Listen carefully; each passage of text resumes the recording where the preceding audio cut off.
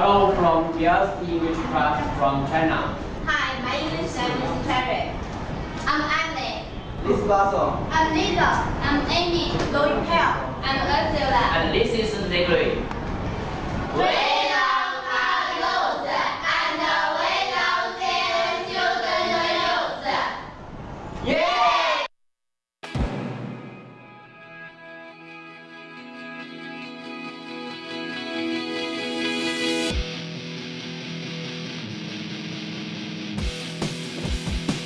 An introduction all the way from China. That is awesome. We thank you all for sending that in. We thank all of our audience for spending part of your Friday with CNN Student News. 12 months. That's how long this political revolt and violence have been going on in the Middle Eastern nation of Syria. Other countries have spoken out against Syria's government for reportedly attacking civilians. Yesterday, the United Nations General Assembly passed a resolution that calls for an immediate end to the violence. It's the strongest statement that the UN has made on the crisis in Syria, but the resolution isn't binding. It doesn't force Syria to do anything. A lot of the violence has been reported in cities like Homs and Daraa. Those are in the southern part of the country. Ivan Watson and his team were in the northern part of Syria. He filed this report on the situation there.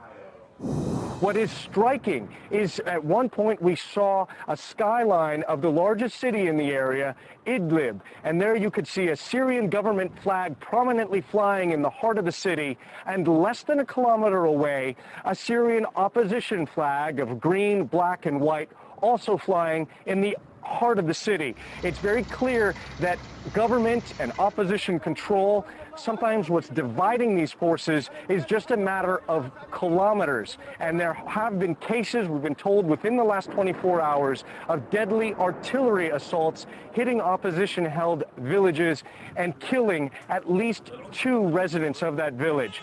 The inhabitants here, they're enjoying what they say is self-rule. They are calling this pockets of liberated Syria. Today's first shout-out goes out to Mrs. Dieringer's photojournalism and broadcast journalism students at Legacy High School in Mansfield, Texas. Chevrolet, Buick, and Cadillac are all brands from what car company? You know what to do. Is it Ford, GM, Chrysler, Toyota? You've got 3 seconds. Go.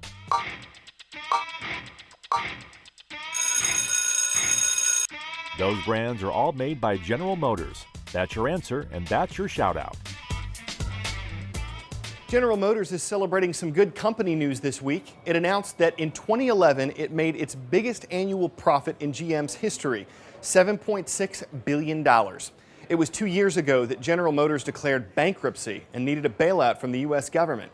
But that's actually why this profit news is kind of mixed. When GM declared bankruptcy, it let the company make some significant changes. It closed plants, it closed dealerships, and it got rid of some brands. That restructuring helped the company be more profitable. But it's not because of how many vehicles GM is selling. Sales levels in 2011 were lower than they were before the recession. Well, no matter what you drive, the federal government wants car makers to limit what you can do using the car's electronics. On some vehicles, drivers can tweet, they can use navigation or Facebook. Well, the Department of Transportation is recommending that a lot of that stuff be shut off to drivers while the car's in motion, or at least limited in how much time they can spend using it. The reason? Wrecks. In 2010, more than 3,000 people in America died in crashes blamed on distracted driving. Down the road, the government may recommend electronic limits on any devices brought into the car, like smartphones or tablet computers. But for now, it's only for devices already installed in cars, and these are voluntary recommendations for car makers, not laws they're required to follow. We're going to try to fold in one more automotive story from the Massachusetts Institute of Technology. We should be able to make it fit since it's about a car that can fold. It's an electric car that was built at MIT. You're about to see why it's unique. Watch the wheels. They can turn all toward the center of the car, which lets it fold up on itself. And you're probably wondering what the point is. The idea is to save space when parking on city streets. When these cars fold up, you can fit 3 of them in a space that would normally fit 1 vehicle. Plus, there are no side doors. You get out from the front. In our social media question of the week, we asked you which organization was founded 55 years ago this week during the Civil Rights Movement. One of the Thunderbirds at Harmony Middle School in Kansas was the first person to get the right answer, the Southern Christian Leadership Conference, or SCLC. The organization was officially founded on February 14, 1957. Its headquarters is in Atlanta, Georgia, and its first president was Dr. Martin Luther King, Jr. The mission of the Southern Christian Leadership Conference is to ensure equal rights and justice for all Americans. The group worked to achieve that goal by helping local organizations that were part of the Civil Rights Movement. The SCLC coordinated training programs, education projects, and voter registration drives. The SCLC was founded 55 years ago this week. Did you know that the NAACP, the National Association for the Advancement of Colored People, was created more than 100 years ago? If so, you already know one of the answers on our Black History Month quiz. Check it out in the Spotlight section, cnnstudentnews.com. See if you could score a perfect 10. Time for a shout-out extra credit. Whose face is on the U.S. nickel? Here we go. Is it Thomas Jefferson, Alexander Hamilton, Franklin Roosevelt, or George Washington? Rewind that clock to 3 seconds and go.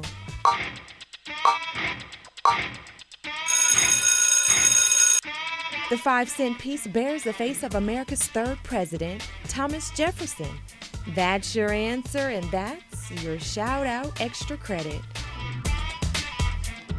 President Obama's administration says it's more concerned with what's in coins than who's on them. The penny in your pocket might look like copper, but copper actually makes up less than 3% of a 1-cent coin. And the main metal in nickels ain't nickel. According to this next report from Athena Jones, the material makeup of U.S. currency could be in for a change. Julian Liedman knows coins. He's been collecting them since he was 11 years old, and he's been dealing them for nearly half a century. When cents were first made, this was the size of the cents. He says the look and metal content of the coins made in America have changed multiple times over the years. They started in 1793. There was 3 different designs in 1793. And now pennies, as well as nickels, could be set to change again as part of an effort to cut costs. In the latest budget, the Obama administration asked Congress for permission to change the metal makeup of pennies and nickels because they become more expensive to produce than they're worth. A lot more expensive. It cost 2.4 cents to make 1 penny and 11.2 cents to make a nickel as of last year. The reason? The rising prices of the copper, nickel, and zinc that go into the coins. Since 1982, pennies have been made mostly of zinc and are merely copper-plated. Nickels, on the other hand, are 75% copper and 25% nickel. And at current market rates, the price of raw materials alone is almost 6 cents per nickel. Add in the minting process, and it's more than double face value. Does it surprise you that it costs so much to make these coins? Well, because of the raw metal, no, it doesn't surprise me. What surprises me is they haven't found something before. The U.S. Mint is in the early stages of studying the issue, so it's too soon to know what the final mix could be or just how much cost savings could be achieved. But Liedman thinks both coins could be discontinued. My thoughts as a coin dealer is I'd like to have them. I like whatever they make them of, I'd like to have them. My thoughts as a guy on the street is get rid of them and do the rounding. This is just the latest attempt to cut costs at the Mint. The decision to stop making the presidential $1 coins last December is expected to save the Mint $50 million a year. Athena Jones, CNN, Washington. We're going to admit we were a little confused with today's Before We Go video. We know that these two are out for a walk. What we're not sure of is if she's walking the dog or if the dog is walking her. Maybe he thinks she just needs a little push to get going. According to the guy who's shooting this YouTube video, the upright rover refuses to put all 4 feet on the ground when he goes out for a walk. Might be a little odd, probably a little stubborn, but at least he's willing to make a stand. Woo! All right, now before you give us our walking papers, I want to let you know that there's no show on Monday in honor of President's Day. We hope you enjoy the long weekend, and we will see you on Tuesday.